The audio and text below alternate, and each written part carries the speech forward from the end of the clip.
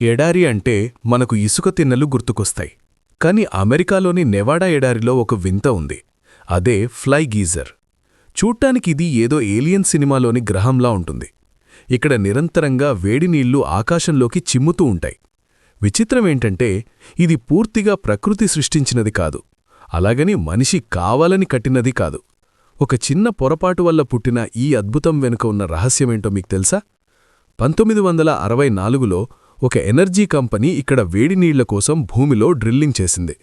కాని అక్కడ ఉన్న నీరు అనుకున్నంత వేడిగా లేకపోవడంతో ఆ రంధ్రాన్ని సరిగ్గా మూయకుండా వదిలేశారు.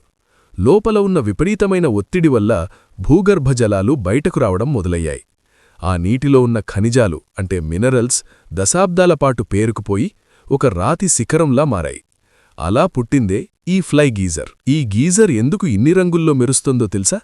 ఆ వేడినీటిలో పెరిగే ఒక రకమైన నాచు అంటే థర్మోఫిలిక్ ఆలుగే వల్ల ఈ రంగులేర్పడ్డాయి. నీటిలో ఉండే సల్ఫర్, ఐరన్ వంటి ఖనిజాలు ఈ నాచుతో కలిసి అద్భుతమైన రంగులనిస్తాయి. ఈ గీజర్ నుండి నీరు నిరంతరంగా 5 అడుగుల ఎత్తు వరకు చిమ్ముతూ ఉంటుంది. ఇక్కడ ఒకటి కాదు, సుమారు 30 నుండి 40 చిన్న చిన్న నీటి కుంటలు ఏర్పడి ఒక అందమైన సరస్సులా మారాయి. ఈ అద్భుతమైన ప్రాంతం ఒక ప్రైవేట్ ఆస్తి. ఫ్లై ర్యాంచ్ అనే ఈ స్థలాన్ని బర్నింగ్ మ్యాన్ అనే సంస్థ కొనుగోలు చేసింది. అందుకే ఇక్కడికి అందరికీ ప్రవేశముండదు.